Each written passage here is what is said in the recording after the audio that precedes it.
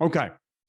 The second question comes from Markus. And Markus says, do you have any experience with personality assessments and specifically the difference between hunters, farmers, and leaders? And I thought maybe I'd kick this one off, Markus, because this is something that's really in the wheelhouse of my company, Immerse. We use a tool from a company called the Objective Management Group that are based in Boston. And it's a fairly big topic, so I'm going to try and give you a good but succinct answer. Let me give you some examples of what are some of the things that we look for when we assess different types of sales roles. So if I'm assessing somebody as a hunter, then the criteria that they're going through is, will they prospect? Will they prospect consistently? Do they have a need for approval? And what that means is salespeople are taught that they need to be liked, and that's true. People buy from people they like. You've heard Jack and I say that. However, if somebody has such an overbearing need to be liked that they can't ask tough questions, they can't ask enough questions, they can't have the money conversation because they're afraid of pissing the client off, that is weak hunting. You have to position yourself for mutual respect, not just likability. You're there as an expert, as a consultant. So that's something that we look for.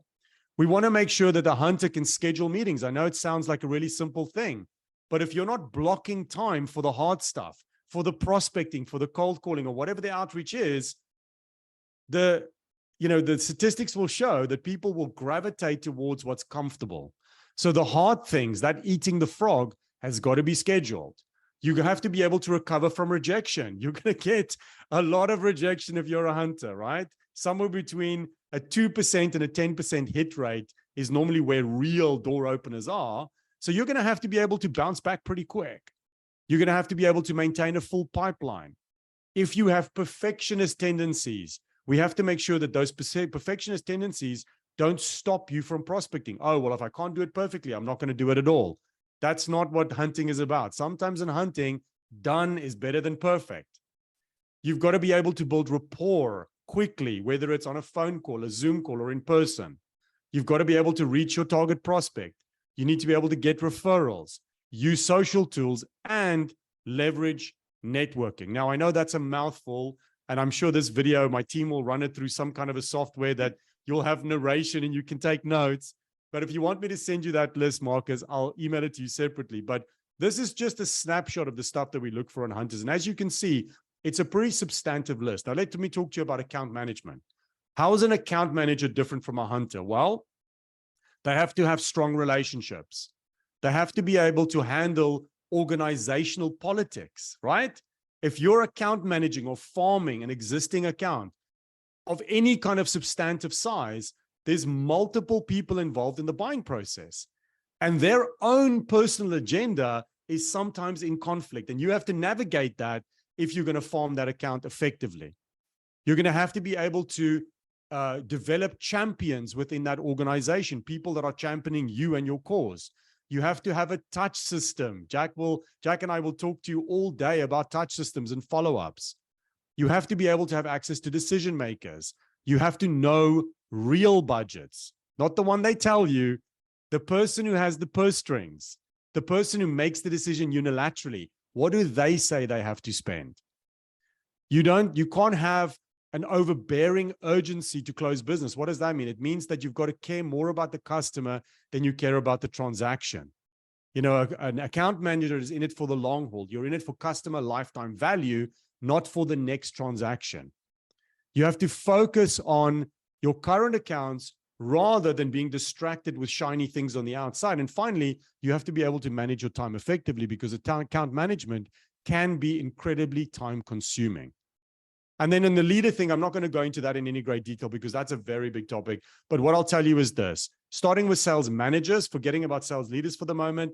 If I'm looking at a sales manager, there's a whole bunch of stuff that I want, but I'm going to tell you the 5 top things that I look for in a sales manager. Number 1, their ability to coach others.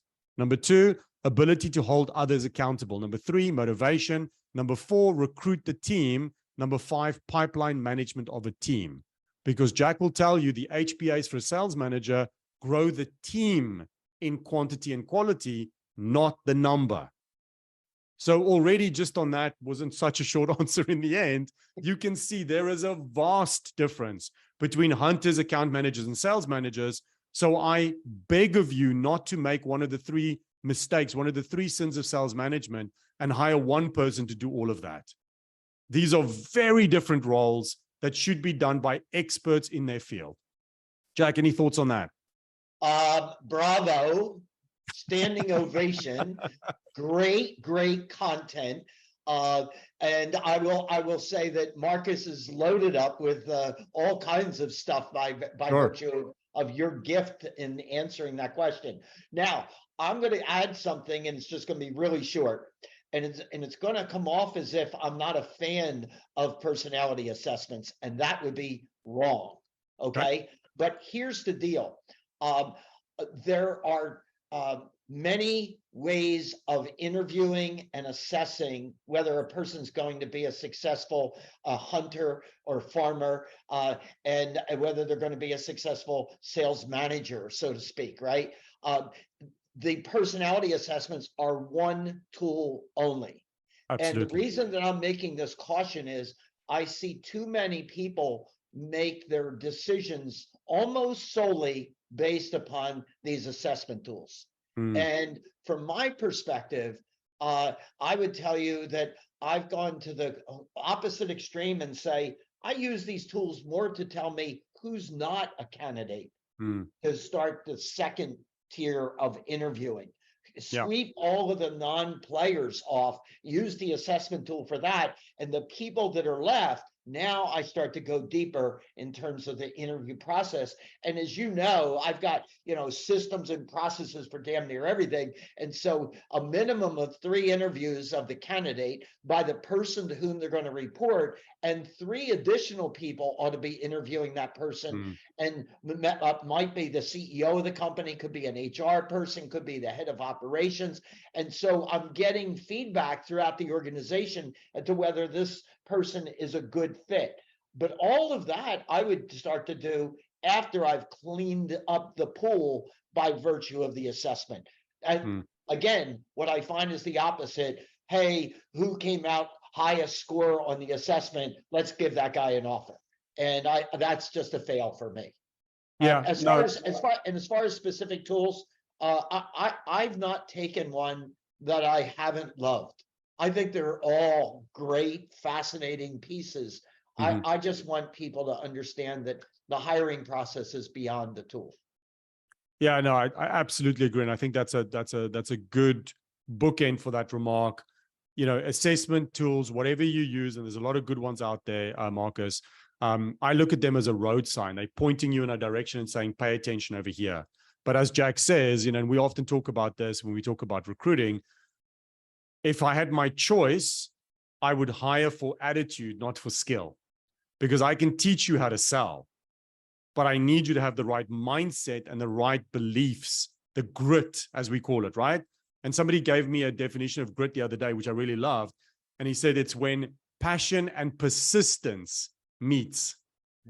And what I love about that is that if you can find somebody with the right mindset and high core value alignment, we can teach them skill. So what I would encourage you to do is use the assessments to figure out if somebody has the right mindset and grit to be a hunter, the mindset and grit to be an account manager, the mindset and grit to be a leader in your sales team, and then figure out the skills after that in a different way. Absolutely. Great. Thank you for that, Jack.